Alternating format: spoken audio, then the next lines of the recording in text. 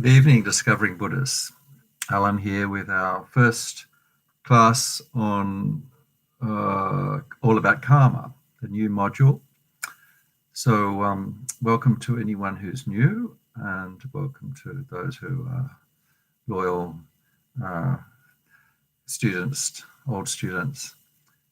You'll notice I've just put a little comment in the side for people who are new. If you'd like to, hi Julia, if you'd like to join the mailing list, get all the readings, just send me an email and I can easily do that.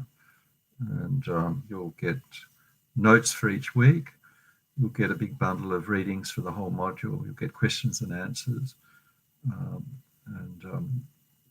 It will help definitely to study each topic. So karma is a very big subject. Renata says in her transcript that it's probably one of the most difficult in the Discovering Buddhism collection of topics. It probably is. It's deep and it's complex.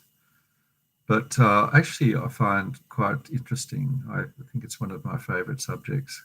It seems to all fit together. The more I study it, the more it seems to make sense, which is something in my dense brain. But it somehow seems to relate very well to the physical world, and what we see in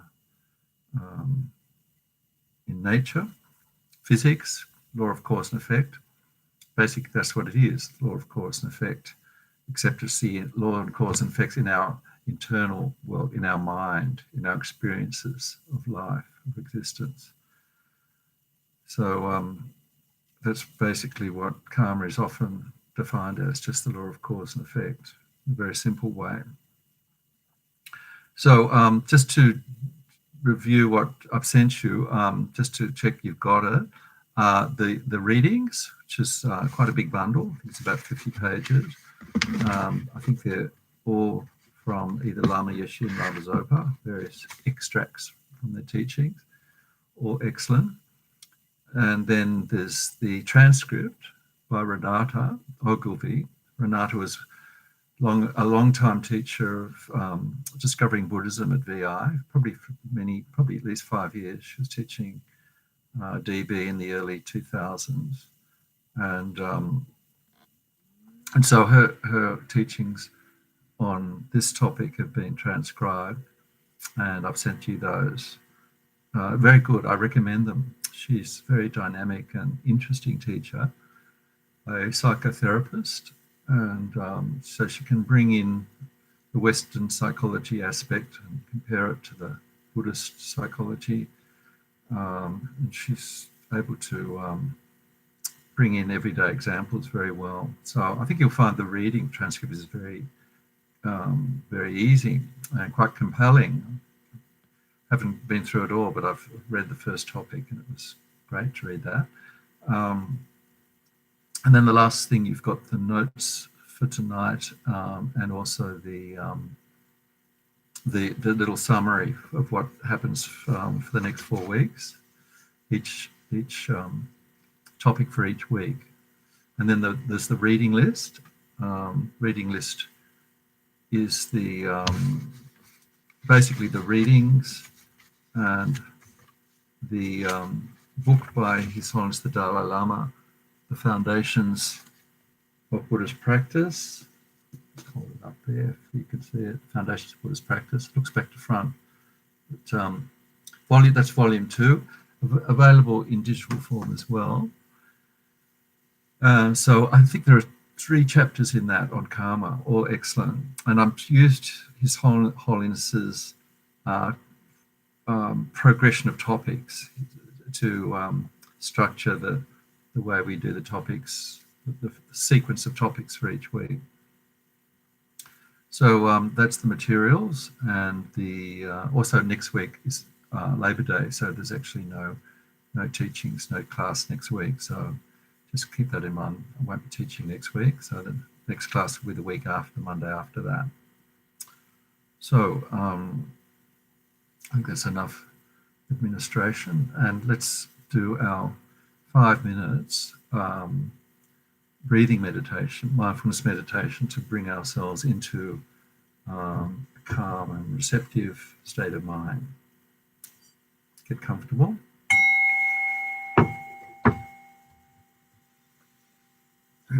Okay, so we're now coming into our internal world. We're now letting go the external world we've just experienced in our day, the busy, distracted external world. Time to let that go. Time to look at what's happening in our body and mind.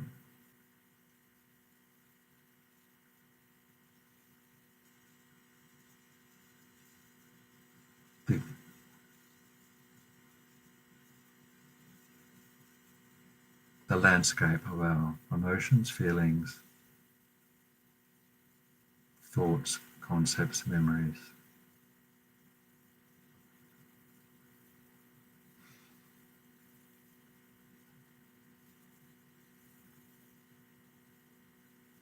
Thinking also how fortunate we are to come together and be able to do some study of the Dharma together.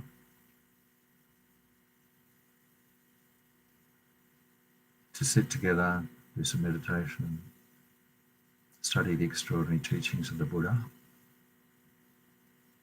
which we have access to,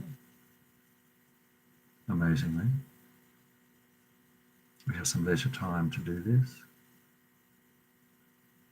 Have a human body, the human brain to help us study, evaluate, meditate. And also remembering our motivation.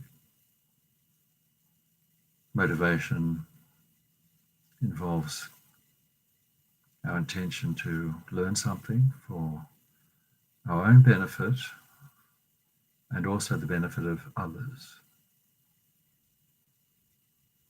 By benefiting our mind, helping our mind, taking care of our mind, that has a beneficial effect on others. And also the ultimate motivation is that we want to become fully qualified to help others.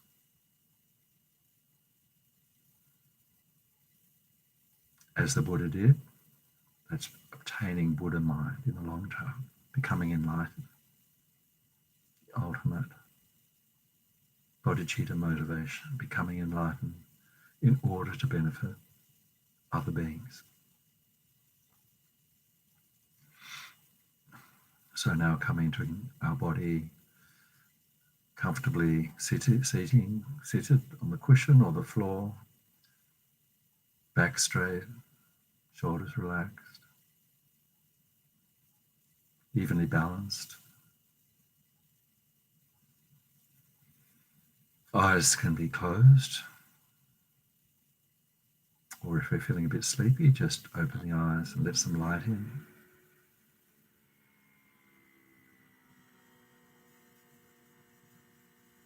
The right hand, left, just resting in the left with the thumbs just touching.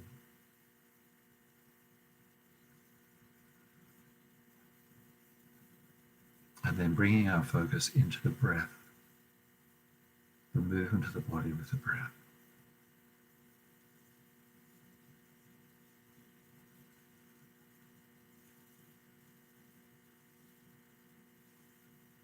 Watching the breath from the side without control.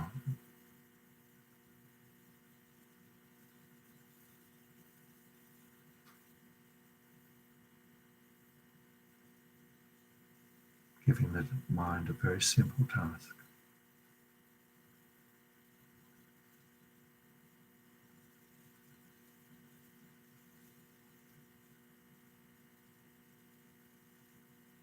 So simple that the mind will usually be distracted and want to wander after a very short time.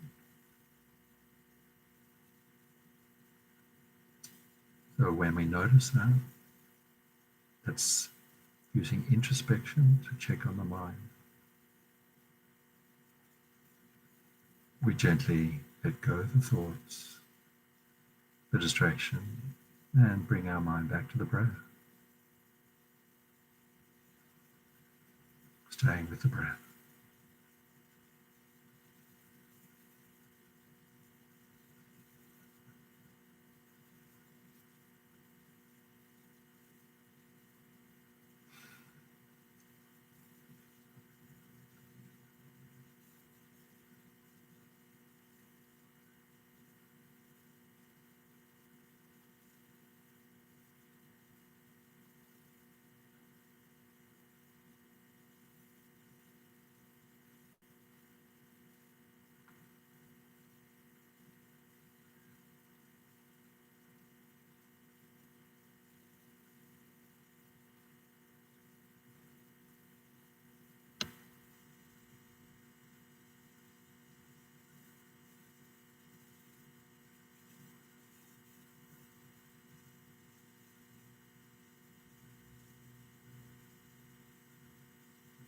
Staying with the breath. Releasing thoughts, simplifying our mind, bringing the mind back to its natural state. Calm, clear, relaxed.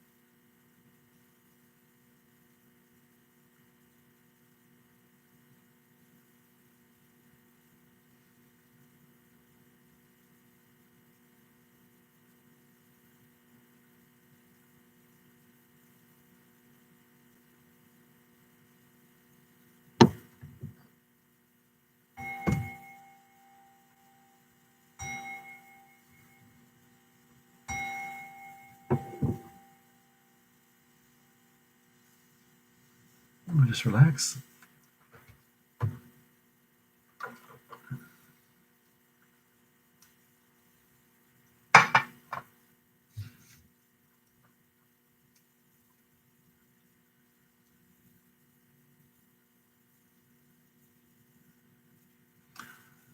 So just looking at the notes this week, the topics, just basically looking at what karma is, the law of karma, the law of cause and effect,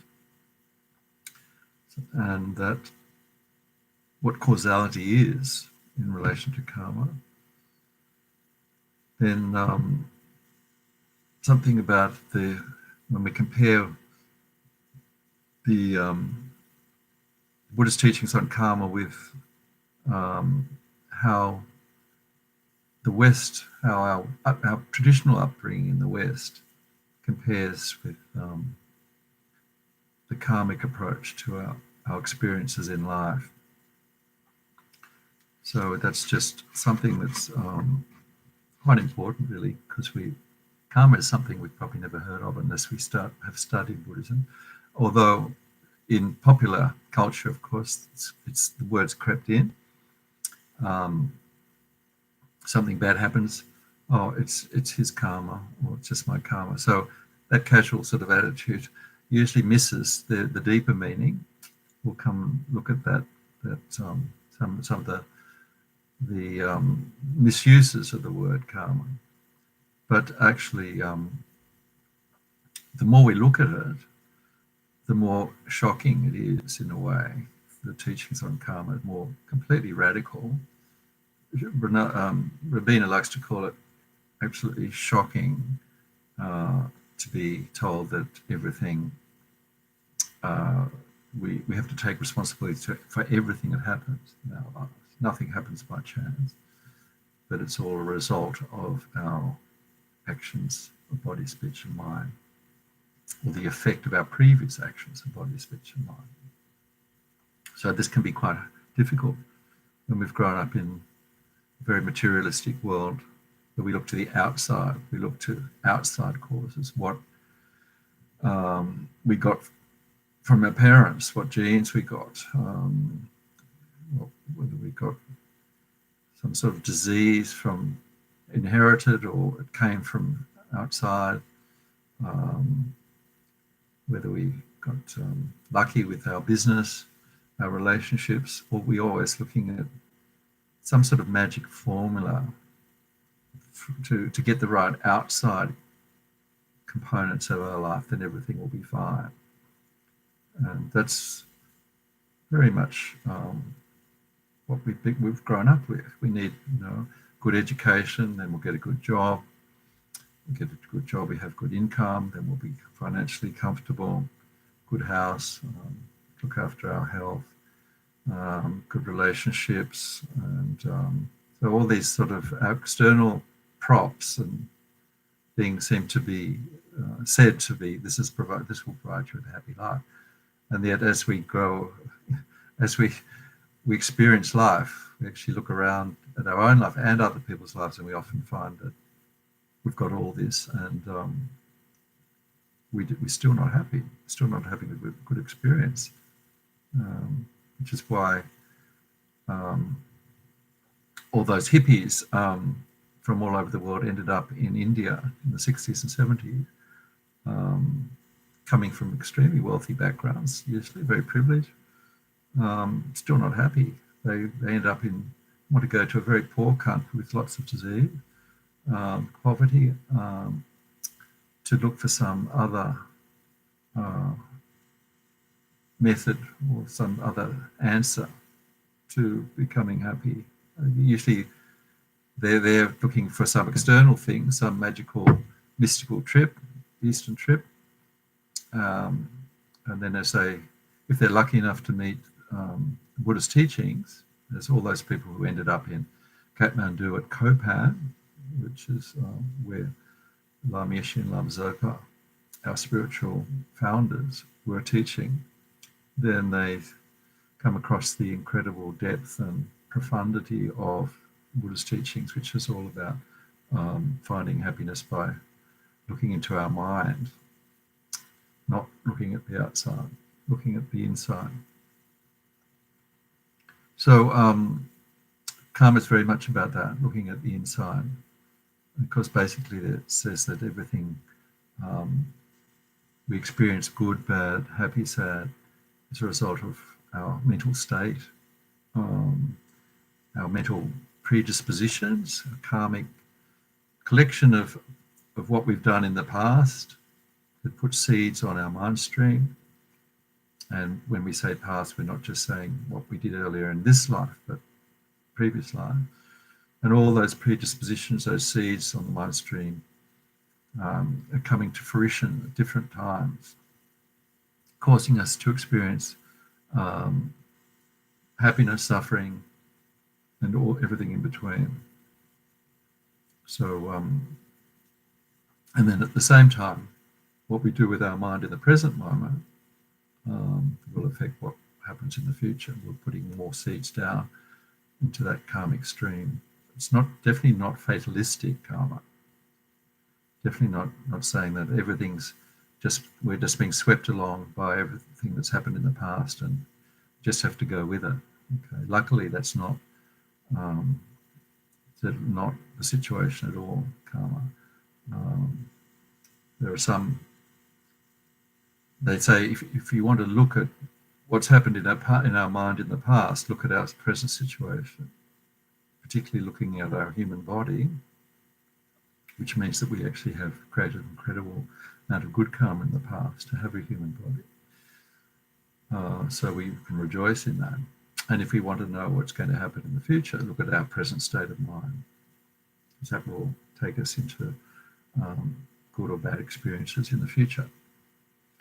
So this little quote there at the beginning Nagarjuna says, all actions of body, speech, and mind created with an attitude of greed, hatred, and ignorance lead to suffering. Greed, hatred, and ignorance, attachment, often greed they call attachment. Hatred can often be just aversion, not liking, wanting this, not wanting that. And ignorance is having a distorted view of reality, of the way things exist. Not seeing things as being impermanent, particularly. Seeing things as being very concrete and out there. So those attitudes have been ingrained in us for a long time. They often call them afflictions, mental afflictions. They're the three big ones that he's named there: greed, hatred, ignorance. So they've all been putting their habitual seeds onto their mind stream over many infinite lifetimes. But luckily, there's also positive actions created with the opposite attitudes of love, compassion, and wisdom. Only happiness comes. So we do have those as well. We have those on our mind streams, those seeds, and we have the opportunity to create more of them, to plant more of those seeds. So there it is. He's sort of defined karma in a way, just saying this way of thinking will lead to bad experiences. That way of thinking will lead to good experiences. Nagarjuna. So then, His Holiness begins his discussion of karma in that book, in the Foundations of Buddhist Practice, on looking at causality. So he's giving basically a broad definition of karma. And he starts off saying that there are many types of causality, which these ones that he mentions, biological would be probably genetics. If we have the gene to have, say, Parkinson's disease or whatever, something that will produce a health problem in the future, that gene will cause that. When that gene is activated, when conditions are ripe, then it's possible that we'll experience that illness. So if we, on the other hand, if we've got good genes with no inherent diseases or nothing latent there, then we could have a healthy life. But there's no guarantee, because karma is also playing a part. That's what we'll talk about later.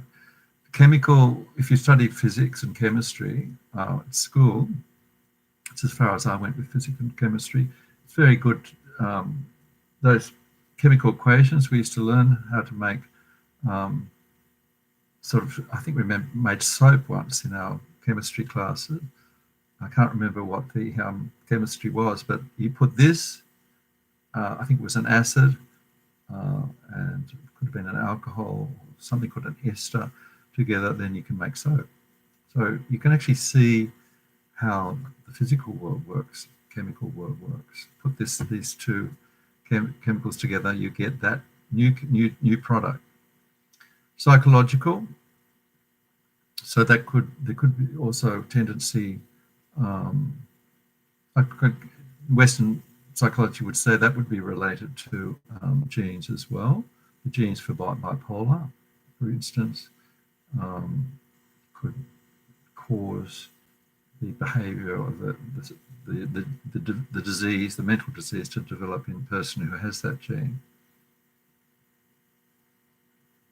And then physical, I think, returns to physics. Action and reaction are equal and opposite. I remember learning that in physics. It seemed to be very, I think it might have been Einstein. I don't quote me on any of this science, but the laws of physics, Newton's laws of physics, gravity. So these are all just based on observable phenomena in the world, and then watching the cause of that phenomena comes about by putting certain causes together. So the effect of the phenomena is the effect will come about when the causes are present. So karma, as His Holiness says, is looking at that similar process, but it's happening in the mind. And of course, the mind is non-physical. This is called internal causality. So applying laws of cause and effect to explain our experiences in this, what's happening in our current life, happiness, sadness, neutral experiences, and what could happen in the future according to what causes we lay down in our mind. So the actual perfect or literal definition of karma is action. So action actually refers to not just physical action, but actions of body, speech, and mind. Body, speech, what we say, and what we think. They're all regarded as actions in Buddhist teaching. And also with action is the word intention. So that goes what we intend to do, to say, to think, and to speak. And attention being the driver of our actions. So this is very much part of the definition of karma, intentions that cause our activities. So those actions, as His Holiness says, they matter because they're going to affect us and they'll affect others. If we have an experience of anger and we have that driver, the driver is anger, what Nagarjuna calls hatred, aversion, then our actions will be driven by that intention, and the causes, the results will be affected by what that cause is, that intention. So our actions matter because they're going to cause the results. His Holiness, I just got a small extract of his definition there. It's quite profound. It's so he says all our intentions, and sometimes the intentions may not be really fully conscious, it could be in the back of our mind, they result in acts. So everything we do has some sort of intention behind it, and they will result in effects that condition the mind towards certain traits and propensities. So these intentions that lead to actions lead to habits. So the more we do something, we develop the habit of doing it. By doing something, we have a tendency to do that thing again, create a habit of it. So if we have a tendency to be kind to others, that could have a cumulative effect in becoming stronger and stronger. Same with that, if we have a tendency to kill other beings, that habit of killing can actually become stronger and stronger. So they give rise to further intentions and actions. So there's this thing of compounding, like compounding interest. If we act under the influence of anger, act it out, then we have a tendency to do that more easily the next time and the next time and the next time. So the entire process is seen as an endless self-perpetuating dynamic. And so endless means basically that because as we've discussed in previous classes, the mind is without beginning. We can't find any first moment of mind. So there's this life, the mind goes way back to previous lives without beginning. So this chain reaction of interlocking causes and effects operates not only in individuals, but interestingly, it also can operate in groups. So we have like group karma, and it can operate not just in one lifetime, but across many lifetimes. So just that idea of group karma that His Holiness has introduced, we can think of in terms of like our group karma here in Australia is actually quite positive to be born into a country that is basically stable, with good conditions, plenty of food, good medical facilities. So no major calamities, no wars, not too many violent natural disasters. So this perhaps is due to some sort of group karma that we've all experienced. If you think of very desert-like places in Africa, where the groups of people experience incredible hardship, perhaps starvation, lack of water, drought. So experiencing some negative group karma. When I read that, I also thought, of course, at any moment we're generating more karma by our actions. I immediately thought of, our immigration policies and this repeated mistreatment of refugees, that this country, the government's being elected, of course, so you can't blame the government completely. The people electing a government that is mistreating refugees for many years, many different governments. No one government is to blame. So there's some group karma, and you approve of that, or you keep electing a government that is mistreating refugees, creating karma action. So whatever it is, there can be the individual effects of karma, and there could be group karma in that way.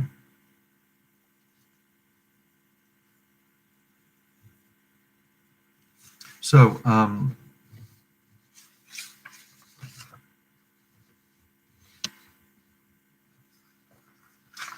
let's just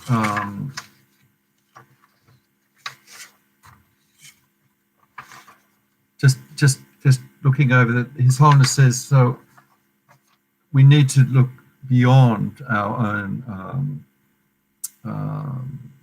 situation. If our situation is good, happy, healthy life, he says just being complacent and sitting and enjoying the fruits of that, or the pleasure of that situation, we're not using our full potential. So he says we should be asking more about why we're experiencing, say, good conditions, and how we can actually create the causes for more good conditions where we can actually be of more use to others. And he says, look, causality is the answer to make our life meaningful. So we're looking for causes so that we learn how to create the causes of our own and others' happiness, and learn to avoid the causes of our own and others' misery. Because everything we're enjoying, if it's good or bad, or if we're enjoying or not enjoying, is due to causes. So it all comes down to causes. We need to create the causes for good experiences, and to be able to help others, and avoid causes that will disturb our mind and cause suffering. So a bit more on this. So the characteristics of causal systems, again, makes incredible sense,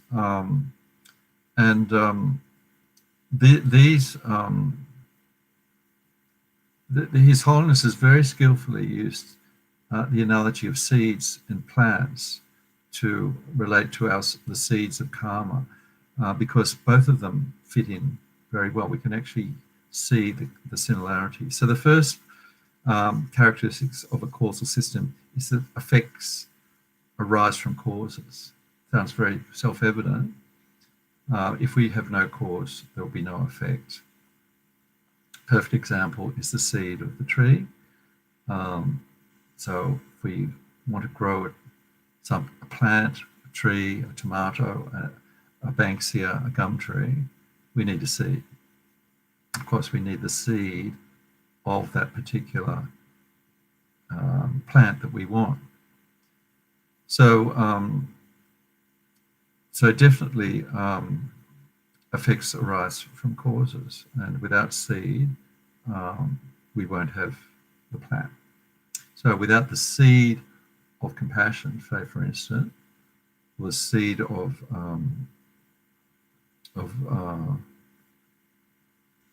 non-attachment, seed of wisdom, we won't be able to create the positive states of mind that will actually carry us out of our situation, our difficult situation, our suffering situation, what we call samsara.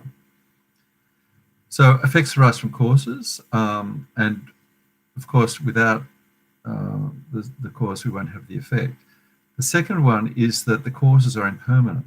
So this is another more subtle step. So as soon as the seed starts sprouting, so we're planting the tree, the seed starts to deteriorate, and the tree starts to grow. So the seed is impermanent, constantly breaking down and becoming a tree. And so the cause is disintegrating while the effect is taking effect. The seed is growing, the tree is growing. Okay, so this is also can apply to karma. So as we burning up, using up karma, positive karma, then if we having a very successful time in our life, maybe lots of money, actually reaping the benefits of our previous good karma to have wealth. Eventually, that good karma, unless we replenish it, it will end. Okay, so the wealth is the tree. Previous good actions, generosity is usually the cause of wealth. So, so the cause are impermanent, and so the effect, just to have the tree growing, it means the seed's going to deteriorate. You can't have both the seed and the tree. Effects must be in accordance with their causes. So only specific cause can produce a specific effect. But this is getting down to the type of seed. If you plant a pine tree, you'll get a pine seed, you'll get a pine tree. If you plant a tomato next to the pine tree, it's not going to become a pine tree, it will stay a tomato. So that's the first thing, that a positive seed on the mind stream will cause a positive result, can't cause a negative result. And a negative seed will only cause a negative result, can't cause a positive result. So actions motivated by intention of greed, hatred, ignorance, attachment, aversion, ignorance, will inevitably lead to a negative result. So the other one is that we need what they call cooperative causes. The seed itself won't be able to become a tree unless you have water, warmth, and nutrients, and so on. So these are what we call cooperative causes. So this is same with our mental seed, karmic seeds. Probably a good example would be the coronavirus, where we have a very dangerous virus, and some people where there is high concentration, say a nursing home, we know that many people die there, but some people don't die. So some people, the cooperative cause to die or to end, for someone's life to end, would be the virus, but the karma to die at that particular time needs to be present as well. The karmic seed to have no more good karma to live. The karma to live needs to be exhausted, as well as the cooperative cause of the virus. So, so these, think about something like a plane crash. There's somehow everybody dies, but miraculously one person survives against all the odds.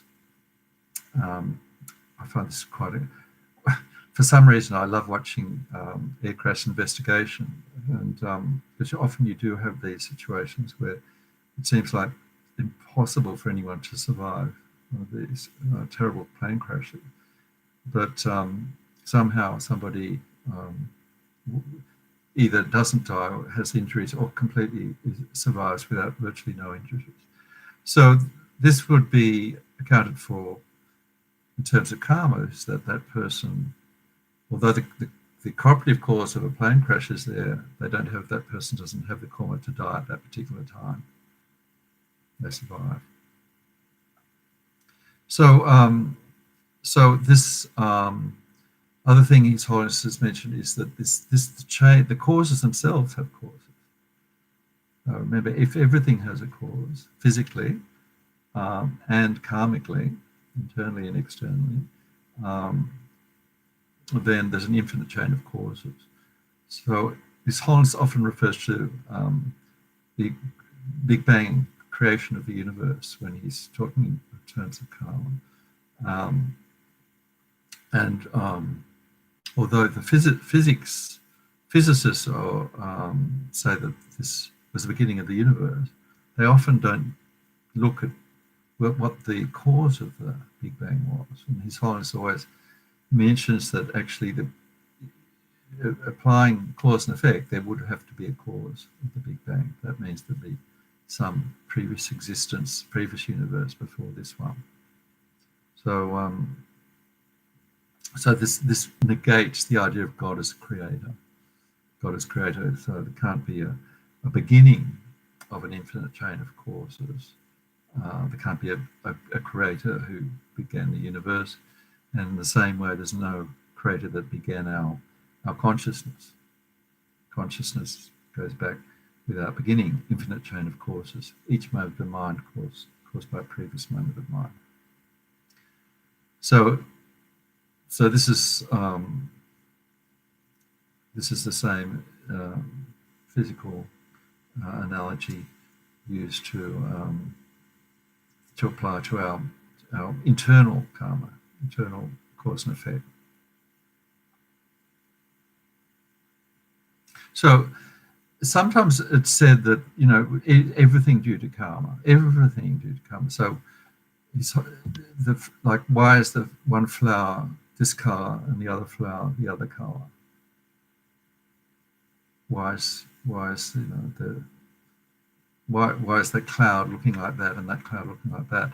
So His Holiness has said that actually there are some situations in the physical world where they don't seem to be related to karma.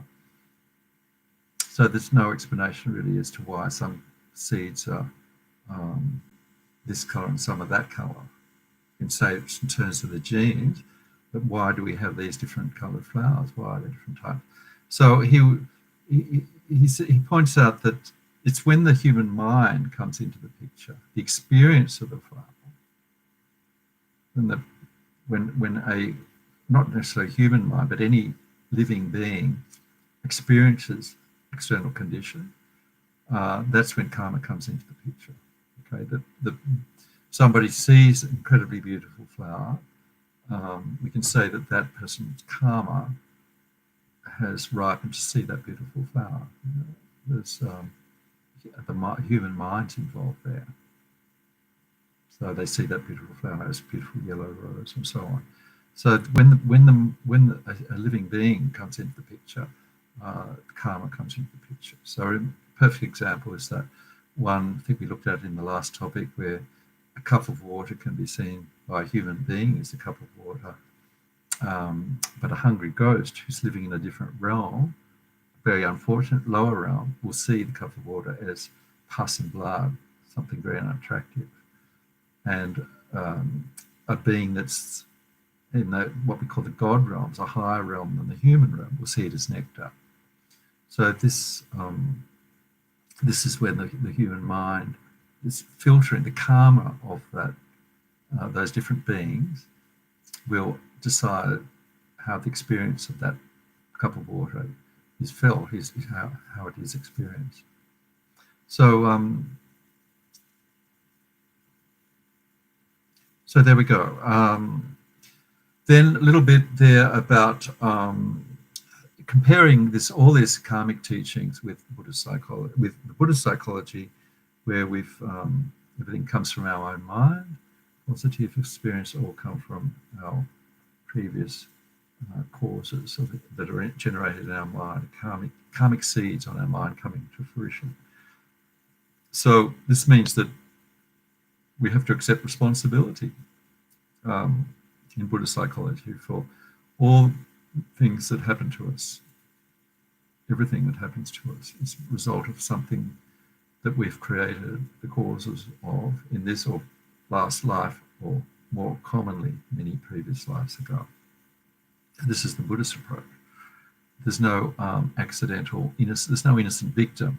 This is something that Rabina teaches very strongly and repeatedly about the looking for, feeling sympathy for the person who's apparently done nothing wrong, who ends up, in a wheelchair with a disability or but then for a person who's actually maybe doing something negative, like trying to rob a bank, and they fall down and kill themselves, or are shot by the police, they're not innocent victims. So this idea is very much the Western idea, where the person the innocent victim has done nothing to have that unfortunate situation, have that disease or that crippled leg and so on. So it's because there's no, as Lama Zopa said, there's something missing. There's no understanding of cause and effect. So something's left out. Quoting Lama Zopa, I've got a reference there to the teachings, the readings, page 3 and 5. So all blame in our external material world goes to the outside, onto others, or having or not having something. Okay, the reason that we didn't succeed in this life and have a perfect house and good job was because we didn't get the education. Our parents didn't send to the right school. So everything's based on blaming some outside cause. So this is, as Lama Zopa says, it misses the point. This is the point. We're looking for the genes or the parents, perhaps the politicians who didn't give us enough money to study or whatever. So, so this is huge difference between our materialistic Western psychology. It's not just psychology, it's the Western culture, and Buddhist psychology. So the real expression in the Western culture, the real cause of happiness, as Lama Zopa says, and suffering is not known. So if it's happiness, if somebody who's really successful, usually say, well, of course, they've worked really hard, they've studied hard, they've had good upbringing. So we're looking for the physical causes there.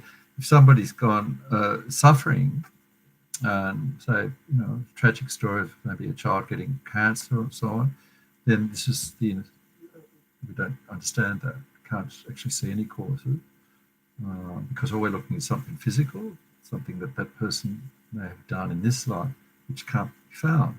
So they look like an innocent victim, and then of course this can cause incredible suffering, confusion, lack of understanding, and so anger can happen too. Why has this happened to me or to that poor other being?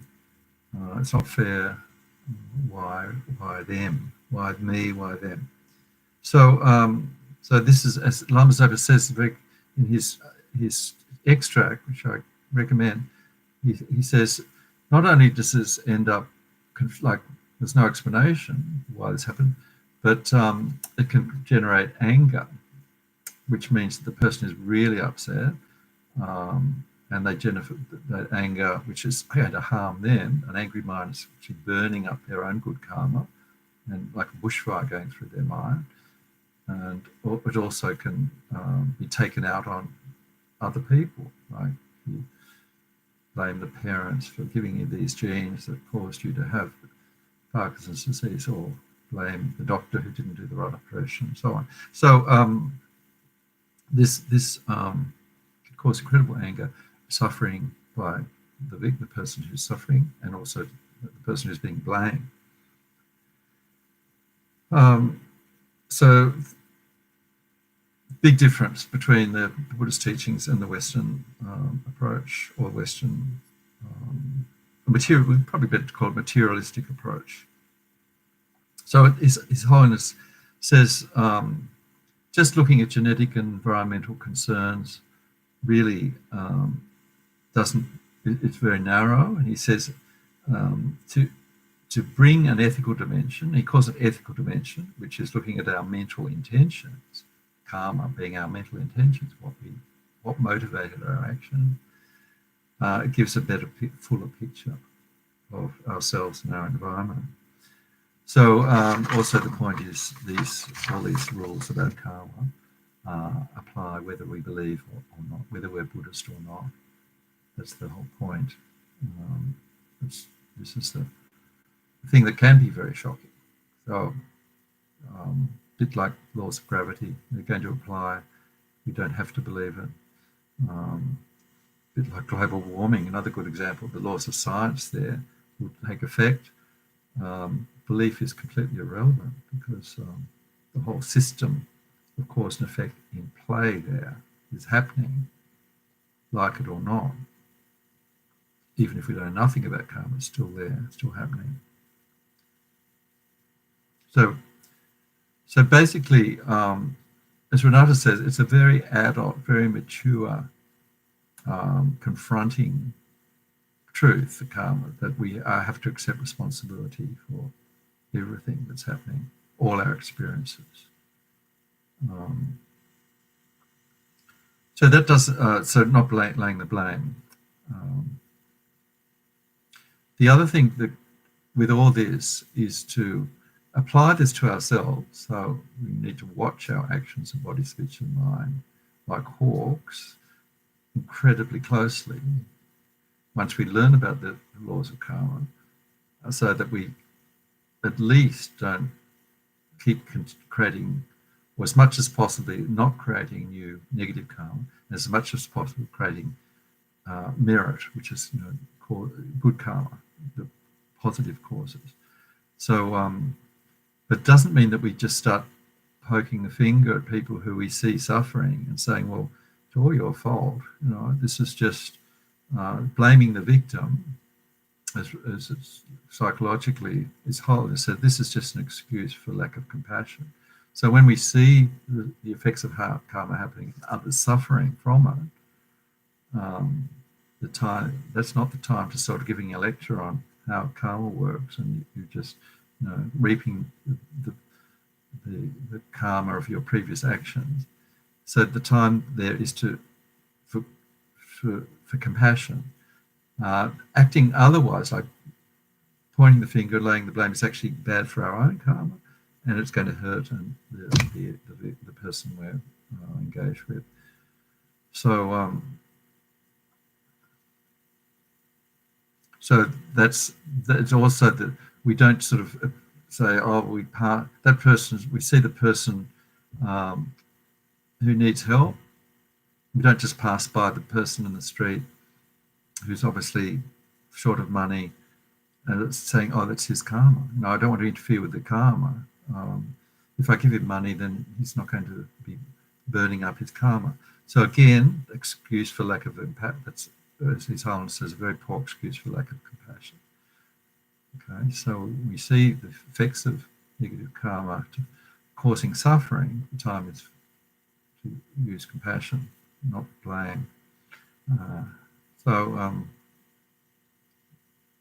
that's, for beginning Buddhists, they can actually make that mistake, saying, oh, well, suck it up, because whatever caused you to have this miserable experience, must be your own fault. Definitely not the way to react. The other one is to the popular view of karma, when we don't understand something that's happening, the new agey sort of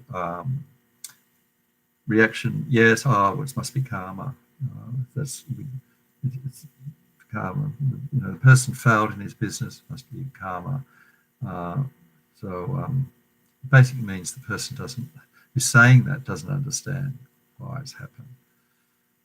Okay, so there's these inappropriate uses of the word karma, where it can actually just be completely unhelpful.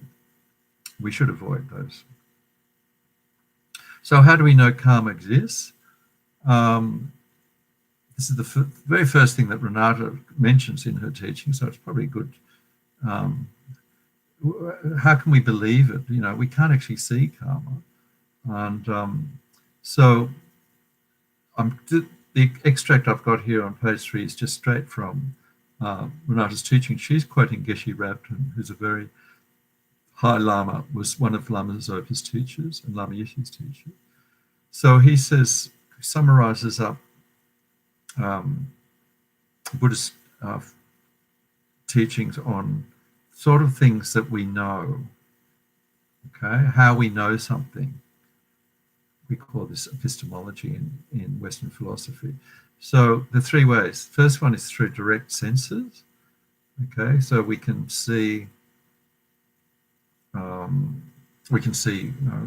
the flowers respond to the sun and grow. We can see the effect of conditions, the cause of the plant growing. Another, in a more karmic sort of situation, sometimes we can wake up in a really bad mood, or maybe see somebody who's in a bad mood, and it seems that the day will attract negative events. So the person who's particularly starts off the day in a bad mood, he will tend to meet people who he doesn't like. And so, as His Holiness said, that person will just see it as a coincidence that people who seem to conflict with him seem to just by coincidence come up and appear in front of him as an experience. And it's actually the person's viewpoint, negative viewpoint, that is causing him to see people as being difficult and adversarial and combative and so on. So sometimes you can see that. So that's quite rare to see karma working very quickly. But Lama Yeshe points out, if we wake up sometimes with a negative mind, sometimes everything seems to go wrong during the day. We've probably experienced that. That's why it's always said very good to do some quiet meditation to neutralize, settle the mind at the beginning in the morning before we start off into the world. Second one is using logic and analysis. So we can't actually see what's being proposed, but we can see the sense of it by using reasoning. The example there is the case of emptiness or phenomena lack an essence. They're all impermanent. They lack any core construction. There's nothing there substantially. They're all due to what we call dependent arising, previous causes and conditions. So we can't see this directly, but we can see if we understand dependent arising, which is things that are subject to cause conditions like karma, we can apply that to things that we can't see. The last one is reliance on the knowledge of the Buddha. This is sometimes called scriptural authority. So it was said in the sutra that Buddha said that karma exists, negative actions related to negative results, positive to positive results. These are all words of the Buddha. So even though he said don't rely on something just because I told you, he did say that in Buddhist teaching. So we can use that scriptural authority and then apply the reasoning and think about it, contemplate, and then build up in our minds a conviction of the truth of it. So to understand karma completely, only an enlightened being, a Buddha, can actually understand all the karmic phenomena of the universe.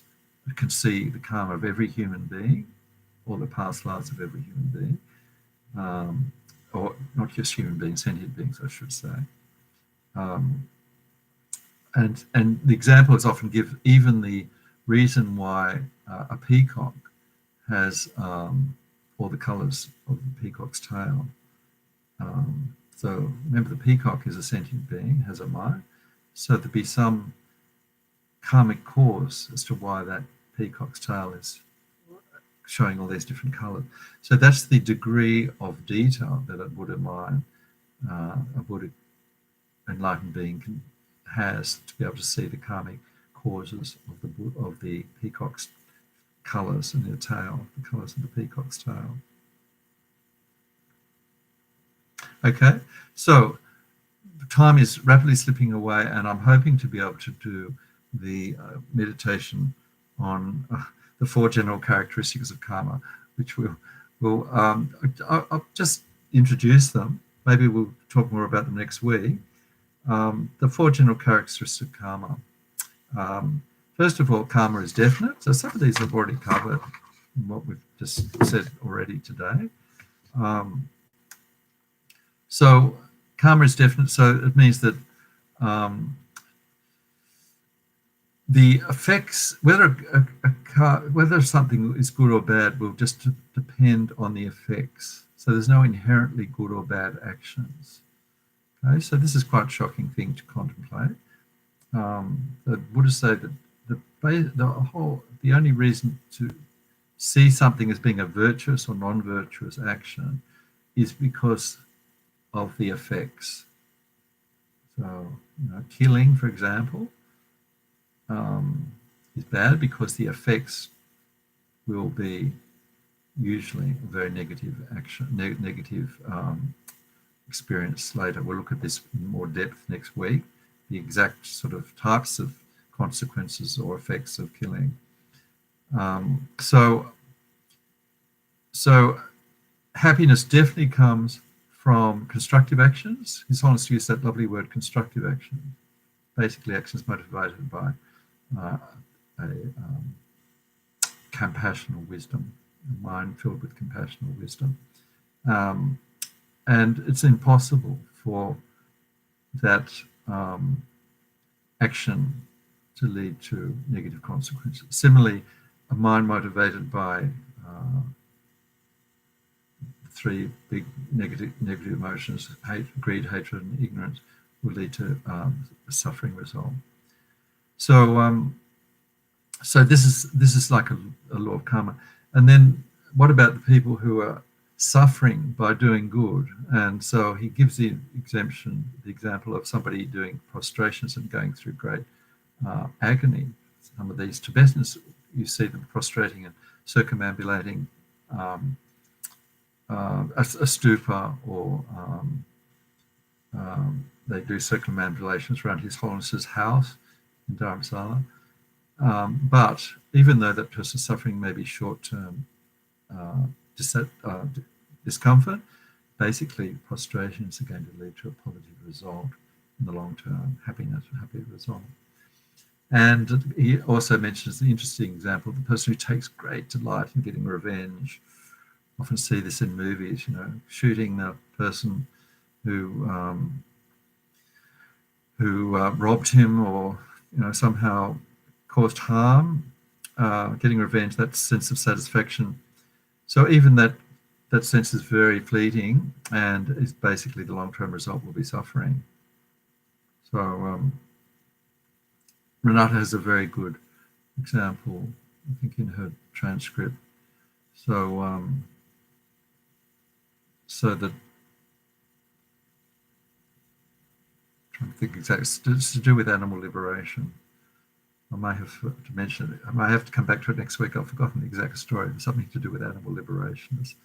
Animal liberation is taking delight in seeing that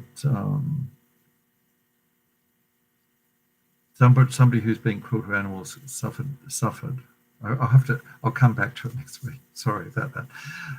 So the second one. So good actions lead to good results. Bad to bad experiences. And that's a definite rule. Karma is expandable, means that it has this effect of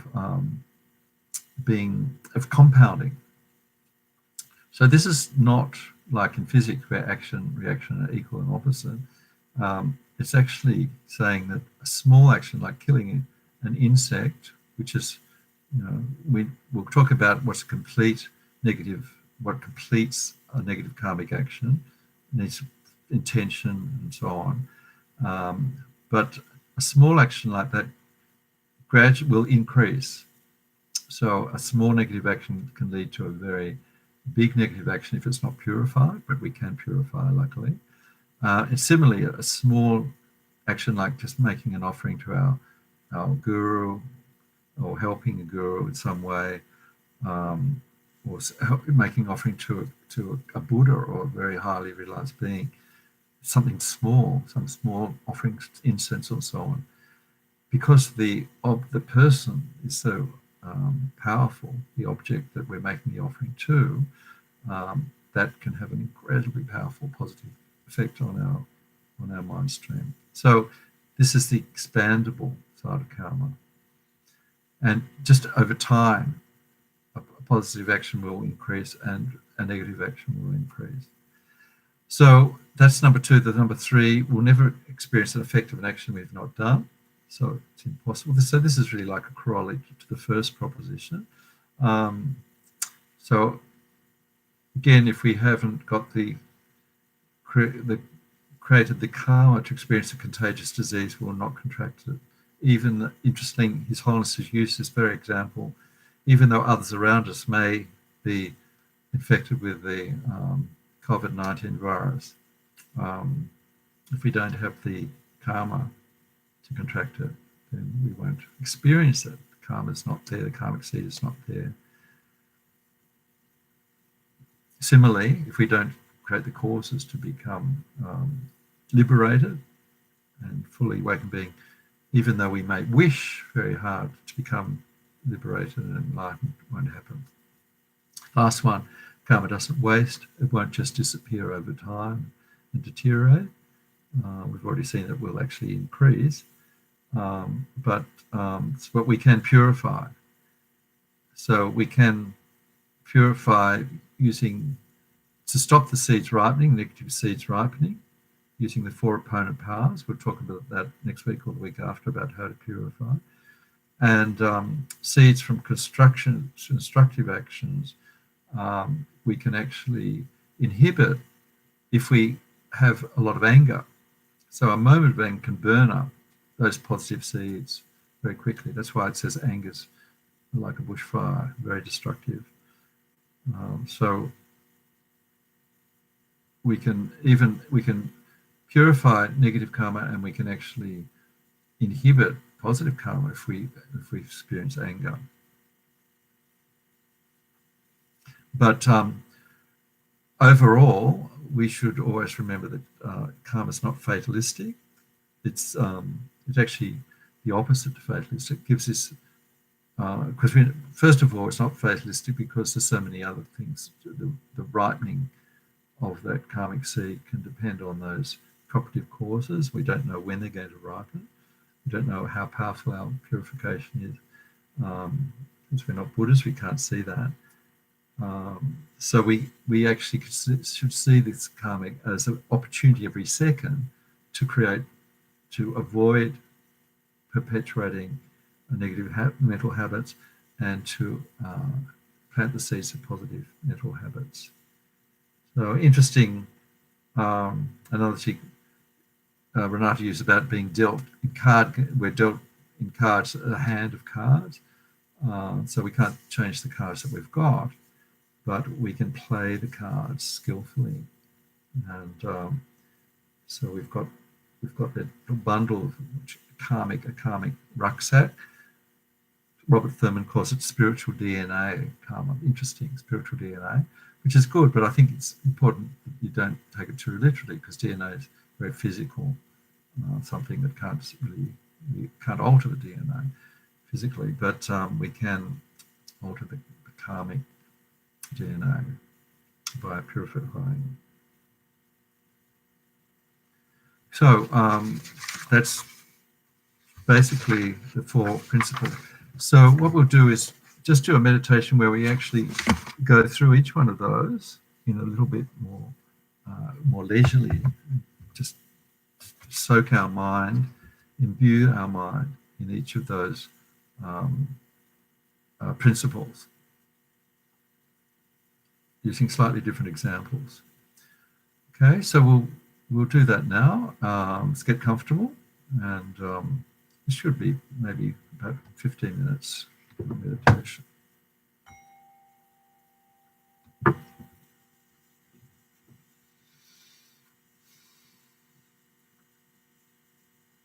Coming into our inner world, getting comfortable.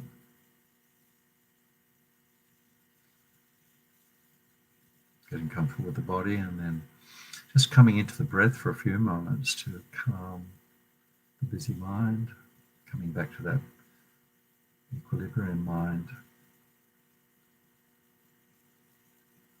before we begin our meditation on the 4 principles of karma.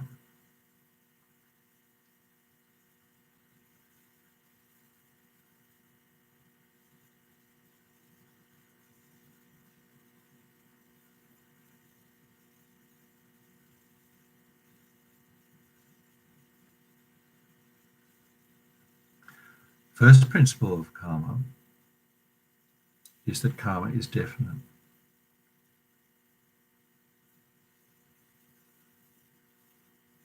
Karma is definite. The law of cause and effect is definite. Internal law of cause and effect. What does this mean? Actions done with a negative intention will cause problems in the future, cause suffering for us. Actions with intention, positive intention, compassion, wisdom, will lead to happy experiences in the future.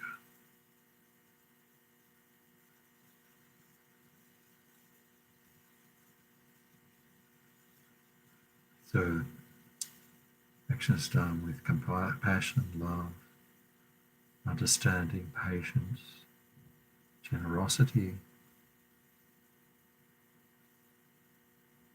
must have a positive effect.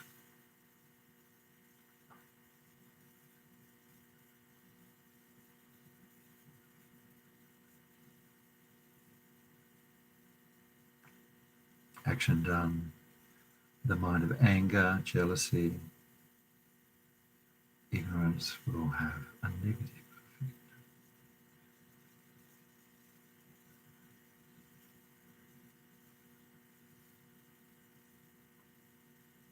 Now, to help us realize this, bring to mind something we've done, a positive action we've done, either recently or sometime in our life, sometime where we've practiced compassion, generosity, patience, loving kindness.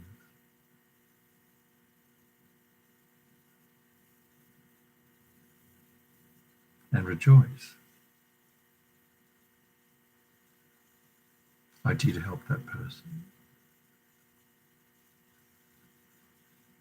I was able to be patient in that situation.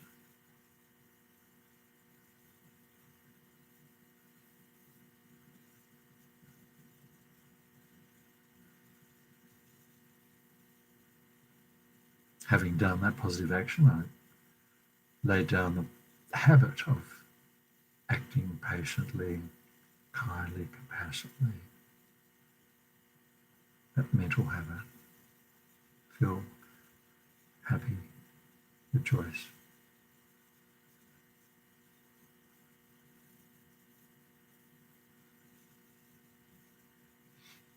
Then perhaps bring to mind an action that we later regret, a negative action, perhaps a moment of anger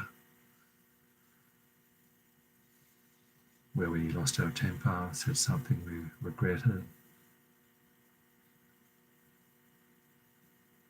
retaliated. feel regret knowing the laws of karma. Or this will have a negative effect unless we purify it.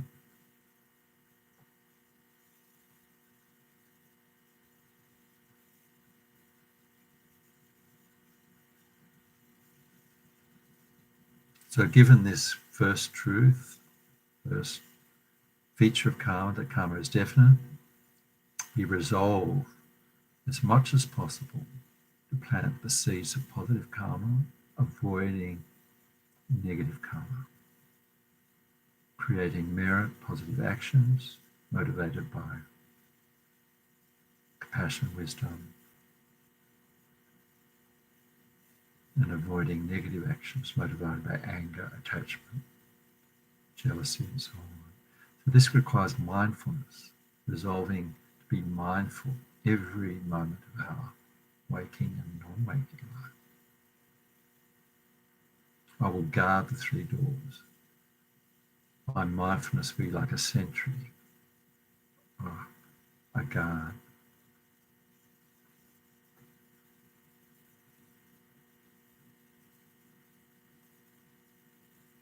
Now the second rule of feature of karma increases. A small action of either negative or positive nature, a small seed will have eventually a positive result. Small tree, the small acorn will grow to a mighty oak tree.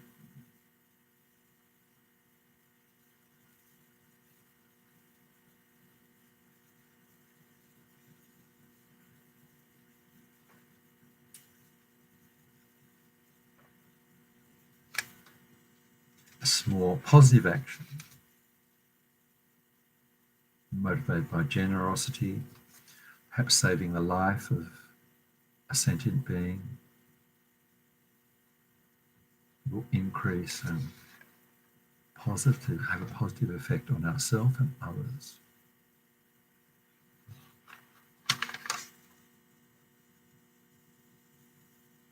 Resolve that we will, as much as possible, be mindful of all our actions, knowing this propensity of karma to increase. Avoiding negative actions as much as possible, and creating positive actions as much as possible.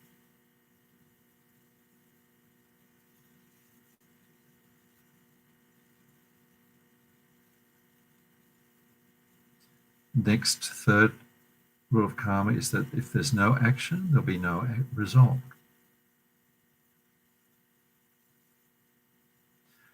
This means that if we experience problems, we take responsibility.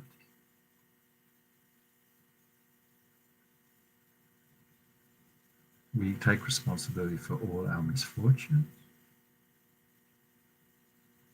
knowing that if there hadn't been a cause, we wouldn't be experiencing the unhappy result. This means that we don't take the victim's role, we take responsibility.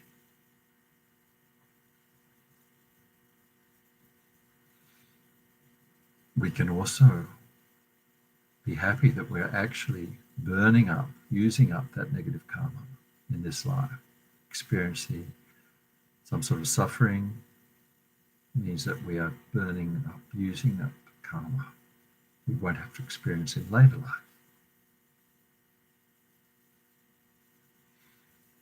Similarly, if we're experiencing great happiness, great good fortune, this is caused by previous good actions, and we need to create the cause of more positive results. We need to be more generous, save more lives, be more compassionate, so that we don't just use up the good karma, leaving nothing. Fourth rule is that karma is never lost unless we counteract act or negate it. So this is, luckily we have purification practices. We can use Vajrasattva practice, making offerings, prostrations, using the 4 opponent powers, which allow us to purify negative actions. We have ways of purifying a negative karma, which we need to do because karma is never lost if we don't purify.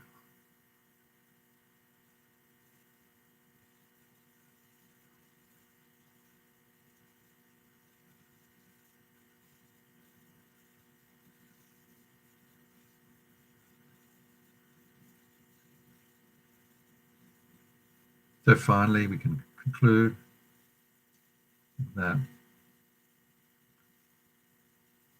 these rules of karma exist. So we take responsibility for our situation, for our good experiences and our bad experiences. We become mindful of all our actions to avoid creating more negative karma and creating positive merit or positive karma.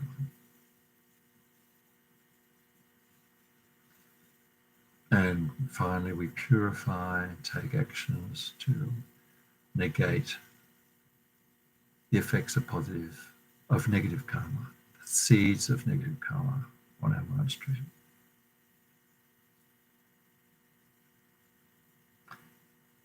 So our problems, our suffering is caused by the mind and can be cured by the mind.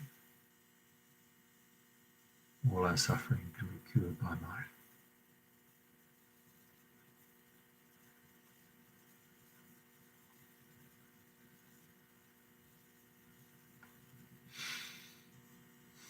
So finally, we'll dedicate any positive merit from this practice, from tonight's session, from all our previous positive actions of body, speech, and mind, and future body, speech, actions of body, speech, and mind, towards our understanding of the law of karma and cause and effect.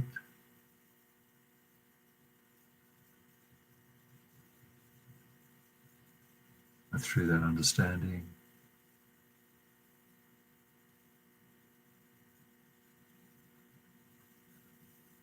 traveling the path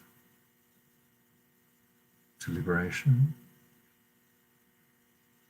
purifying our mind, creating the merit in our mind to become a fully enlightened Buddha, so that we can lead other beings out of suffering to enlightenment.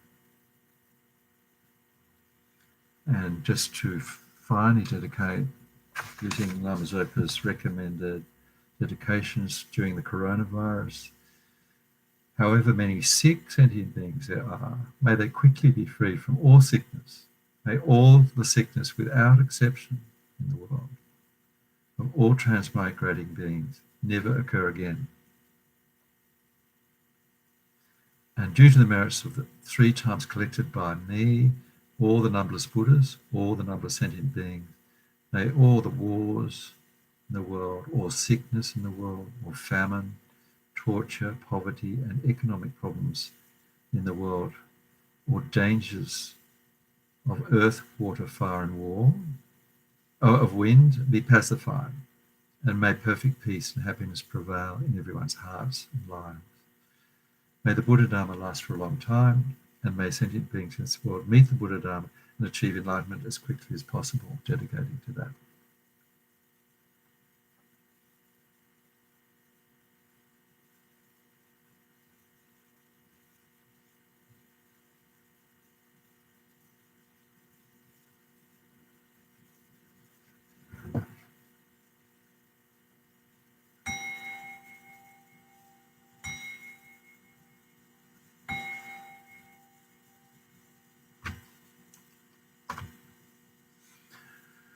Well, thank you for being there. Wonderful.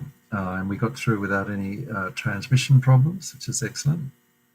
So have an excellent night, excellent week. And remember, next week there will be no teachings because of the Labor Day. So I'll see you the week Monday after next. Thanks, Julia, and thanks everyone who's there, and everyone who watches later. And look forward to seeing you the second teaching on karma. Take care and all the best. Stay well.